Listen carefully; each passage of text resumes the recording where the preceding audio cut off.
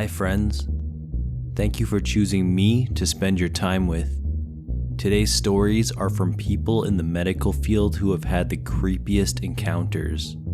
Please like and subscribe if you enjoy it. Thank you. Verifying death is always sad, but my friend tells the funniest story about how creepy his first verification of death was.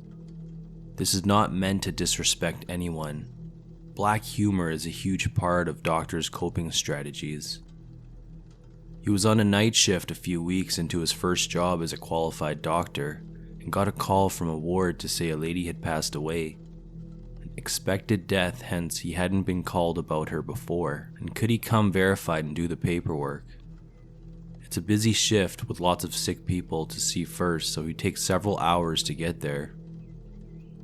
He goes up and they tell him she's in room 8. The door to room 8 is slightly ajar and the room is dark. Now, she was in a side room, but most patients there were in a shared bays of 6 beds, so you get into the habit of not turning lights on. In his nervous haste to make sure it didn't look like he was nervous, he slipped into the room armed only with his little pen torch. The window was slightly open, and he swears the blind rattled against the sill as he crept towards the bed.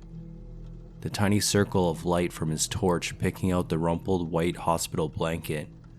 Only a very slim rise showing where she lay, as she was a tiny old lady, just skin and bone. Finally, the light plays over her face and he has to bite back a little scream, nearly dropping the torch. For whatever reason, her pose in death is one of a horrified and horrifying snarl, lips drawn back to bare, likely false teeth, the whites of her eyes showing in a fixed blind stare, and both hands up close to her face curled into claws, slightly overlong nails shining grimly in the meager torchlight. Now, to verify a death, the doctor has to listen for heart and breath sounds for 2 minutes while feeling for a pulse. Check for pupil reactions and check for no response to pain. He flicked the torch dutifully across her glaring eyes, forcing himself to shuffle close enough to touch. First to check for response to pain, and then to settle shaking fingers on her throat, so close to those furiously grinning teeth to feel for a pulse. To get his stethoscope under the collar of her gown under the blankets, he has to lean even closer, almost nose to nose with her now, unable to draw his gaze away from hers, and he has to stand like that for 2 minutes, the seconds crawling away as he stares into that screaming face. He says there's no way he would have heard heart or breath sounds even if she had been alive. All he could hear was his own racing heart in his ears, on loop in his head. Please don't let her move. Please don't move. Oh dear God, don't move.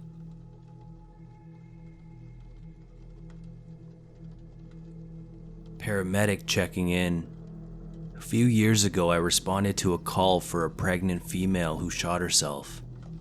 The 911 caller hung up before any more information could be gathered by dispatch. We arrived to find a girl in her early to mid-20s sitting on the bathroom floor, leaning against the front of the bathtub slumped over. She was obviously pregnant, looked to be in 3rd trimester to me. She was unresponsive and barely breathing with a rapid carotid pulse.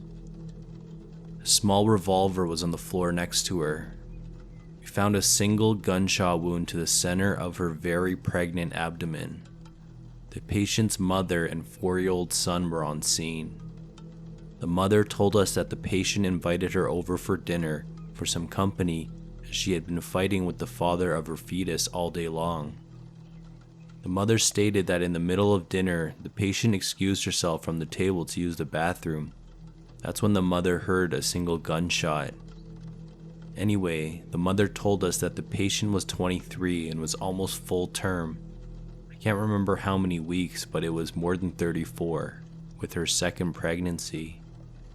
To make a long story short, we intubate the patient, establish 2 IVs, carry her down from the 2nd floor to the truck, and haul ass to the trauma center.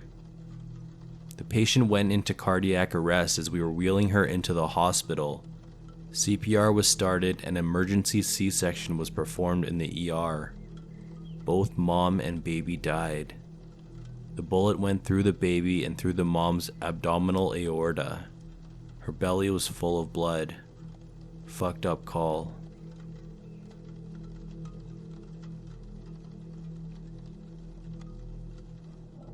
Nothing I can say can possibly describe the year I worked in psychiatric intensive care.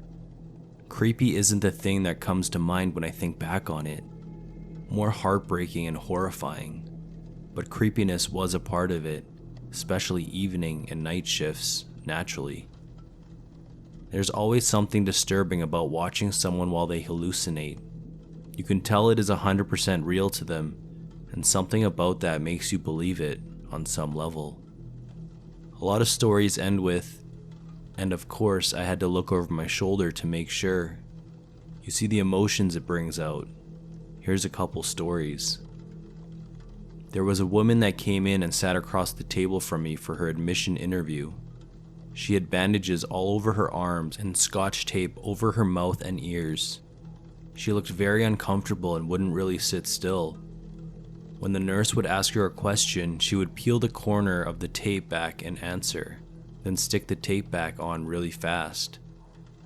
We eventually found out that she saw and felt bugs crawling all over her, and they were trying to get inside her body. The tape was to keep the bugs out. The bandages were because some bugs got in and she had to dig them out. She couldn't sit still because she felt the bugs all over her even while we sat and talked. The worst part was she had some idea that it was her mind playing tricks on her. Can you imagine going through your life feeling like someone is continuously dumping buckets of cockroaches on your head, feeling like they're all over you and getting inside of you to the point that you're digging chunks out of your flesh in a panic, all while knowing intellectually that none of it is real? Another story. A girl spent my entire 8-hour shift fist-fighting the same ghost. She would throw a few punches and obviously landed knockout blows, so she'd bend over and twist her hand around like she was wrapping some long hair around her wrist. She'd drag her opponent down the hallway, give a few good kicks, then set up for a curb stomp. Starts off kind of funny, then gets a little disturbing when you think about the graphic things going on in her mind. Then just sad after you watch this replay for hours on end.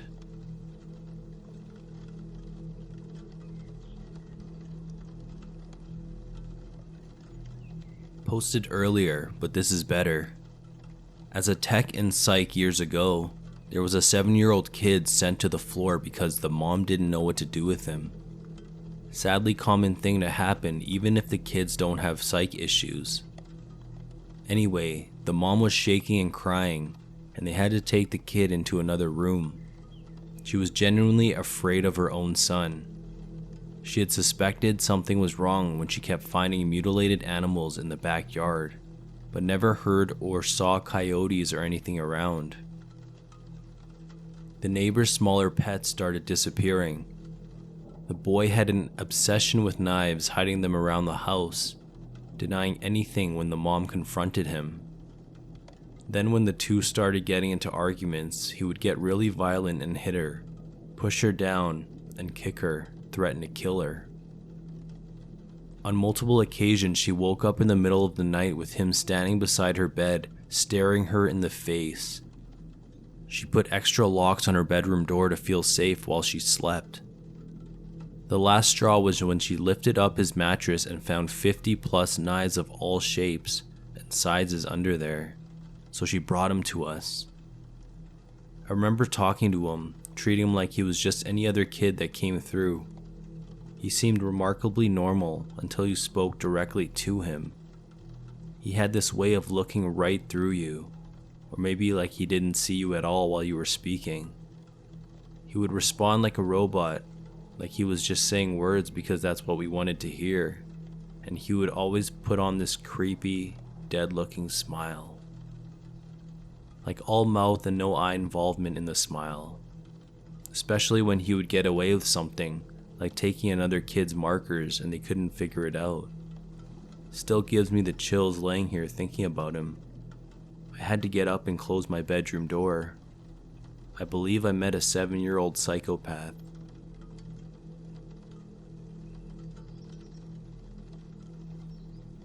Whenever you admit a patient, you have to inquire about their DNR status in case of a code being called. I had one early patient, late 80s, early 90s, who was severely demented and chronically ill, in and out of the hospital every month, barely holding on to life. Basically a horrible, miserable quality of life. I asked the patient's family, I think it was a granddaughter who had a medical POA, but I'm not sure, it was a while ago, about their DNR status. You don't want to put someone through a brutal resuscitation that may not even work if it isn't something that they would want, if they wanted to die naturally. She flat out stated that, "Oh, we want everything done for him because we really need his check." I didn't understand at first, but apparently the family was living off of his social security and could not have cared less about his pain and suffering or his wishes. Pretty sure it was the creepiest thing I've seen. These people were supposed to be his loved ones, taking care of him, and they were using him like an inhumane object.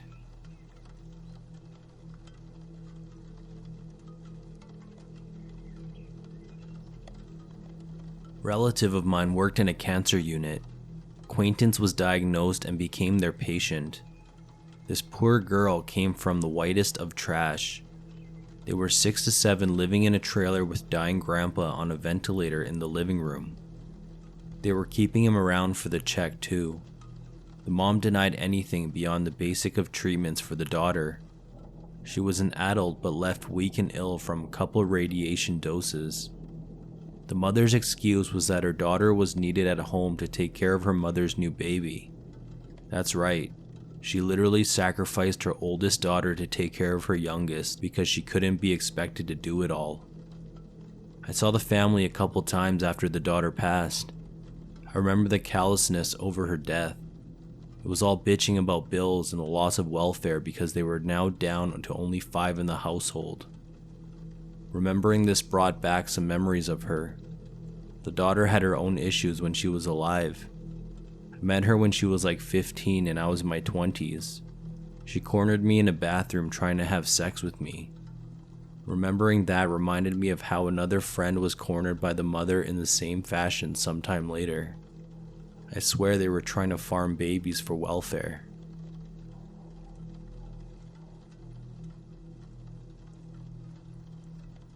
When I was an EMT and MT, I had a very similar experience with a young man who was crushed by a falling tree.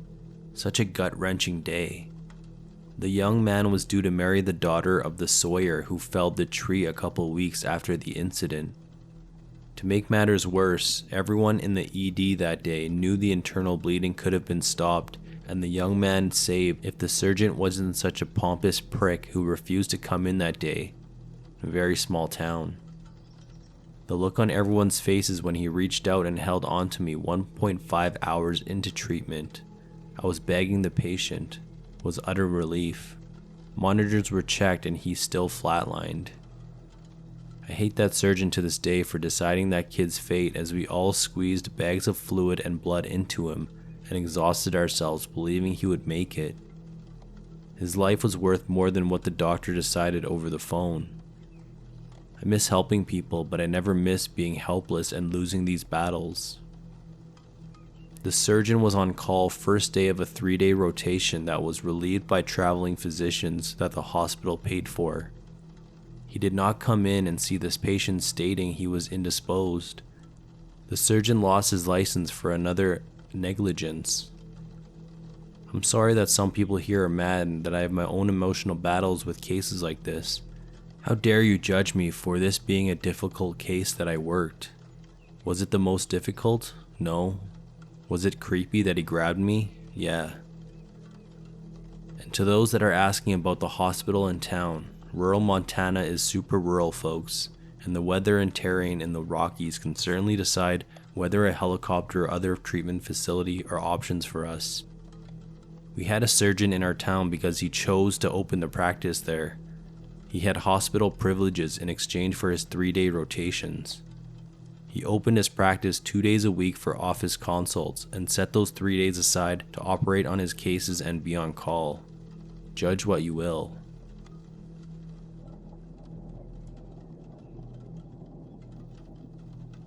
Working the night shift as a medical on call, I'll explain that I'm easily startled.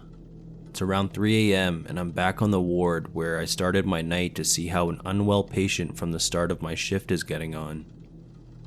I have a chat with the nurses at the desk.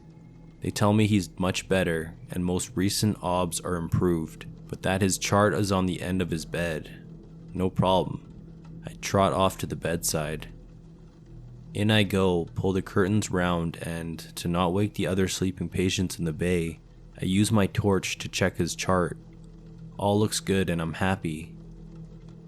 I turn around and suddenly in the dark I'm toe to toe with a hunched over old man who has obviously noiselessly crept in behind me. Well, I just about have a heart attack of my own right there. I jump back, scream, and knock over a drip stand. He starts to yell and the nurses come running, someone wheeling the crash trolley. "Oh doctor, that's just Albert. He likes to have a wander at night."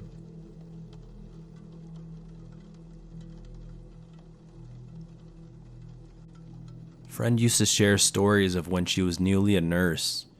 She was checking out a patient following protocol.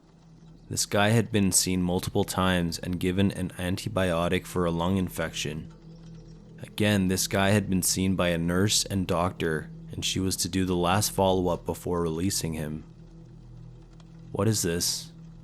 A shirt. I keep them in my hole.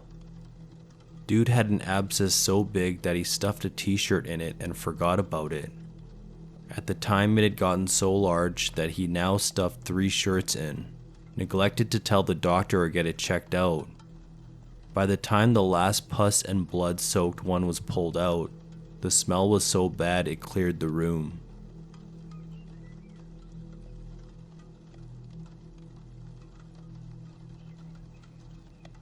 Not a doctor, but I'm a nurse that works in an intensive care unit. I took care of a patient who had a history of esophageal cancer. A while back, he had surgery, got better, and eventually went home. Months later, he got pneumonia and came back to the hospital in respiratory distress. He had to be put on a mechanical ventilator.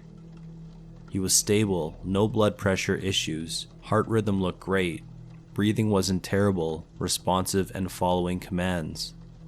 All of a sudden, his blood pressure suddenly drops and he lost his pulse.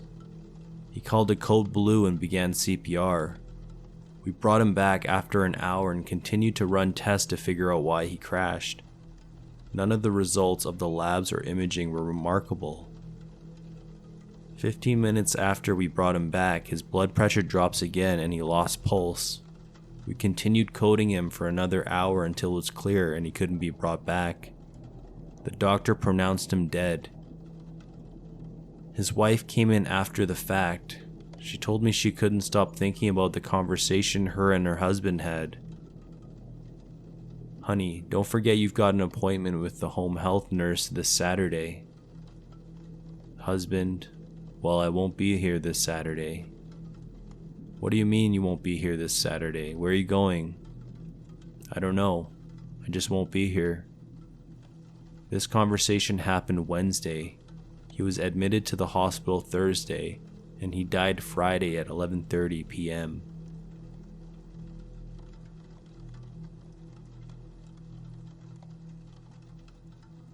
I'm not a doctor, but I'm a nurse. I work with geriatric patients, and there was this incident about 3 years ago. Before I explain, let me say I don't believe in ghosts. Anyway, this one time I was working the night shift, and I was super sleepy, so I decided to skip lunch because I wasn't hungry and go to my car and sleep for 30 minutes. I got inside my car, covered myself with my sweater, set the timer on my phone, and immediately knocked out. I'm dreaming, but in my dream I'm still awake, just sitting there.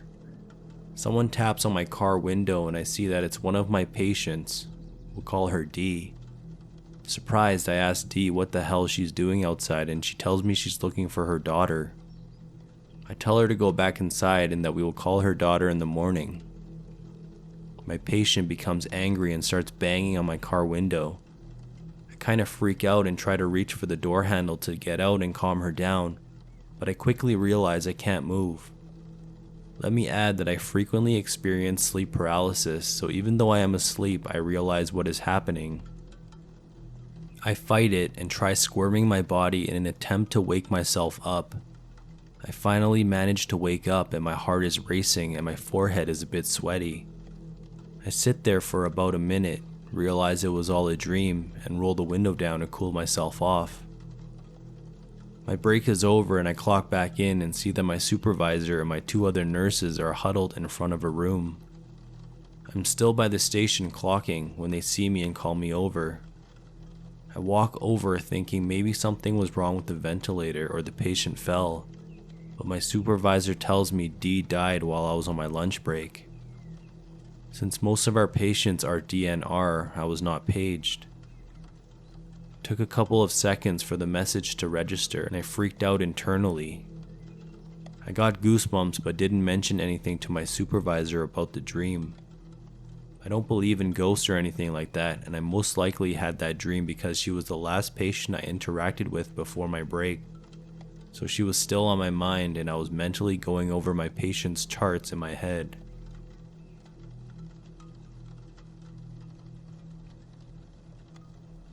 On a medical school rotation in psychiatry, I rotated at a hospital which is essentially a full-time psych ward for folks who have pleaded insanity or ended up in an acute psych hospital and were eventually transferred here because they could not become well enough to get home. The place was actually very nice. It was nothing like you see on TV. It was essentially like a college dorm with 6 or 8 wings total.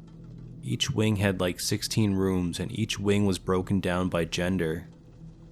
Each wing also had a gated outdoor area and a gym area, so the patients had a relatively good life considering. Met many patients with many crazy stories, but one will always stand out. This young guy, about 25 years old, was there. He had these delusions just after college about some girl he had a crush on from his freshman year of college. She wrote for a popular magazine and he supposedly had these delusions that she was writing about him to make fun of him. He hunted her down in her hometown, raped her, and tried to kill her, but she escaped. Then he pled insanity and was placed here. I went up and talked to him as a little third-year med student. I started asking him about his delusions and whatnot. It turns out that his father was high up in an international corporation and worth millions. The kid, who was hauntingly normal on the surface and incredibly creepy once you start digging, told me that he basically pled insanity only because his lawyer said to. He never had delusions, never had hallucinations, nothing. He basically thought the girl was hot in college, drove 400 miles to rape her, then freaked out. But his lawyers advised he plead insanity because as a soft upper class kid he'd be much better in the psych hospital than in prison. So there he was. Luckily, he'll likely spend longer in there than he would have in prison because generally that's how it works. But he seriously creeped me the fuck out.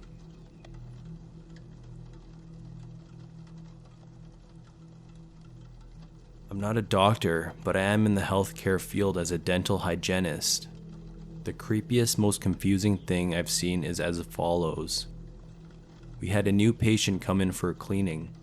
He was around 3 to 4, and Mom said he'd never been to the dentist before. Not uncommon for what I see on a daily basis. So at first I didn't think anything of it. I did his cleaning, then went to take his routine x-rays. This is where shit got weird. After looking at the x-rays, I could see that the child had already a large amount of dental work done. He had around 6 to 7 composite tooth color fillings.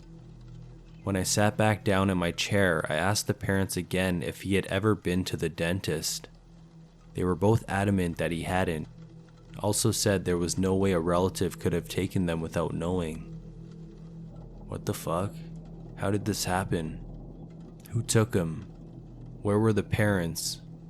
Had they possibly been in jail for a long time and not known he was taken to the dentist by someone else and had work performed? What if this wasn't really their child, and actually some kid they kidnapped? His insurance had no record of him having previous dental work, so that was a dead end too. I think about it often, but I know ultimately that I'll never get an answer. It sucks.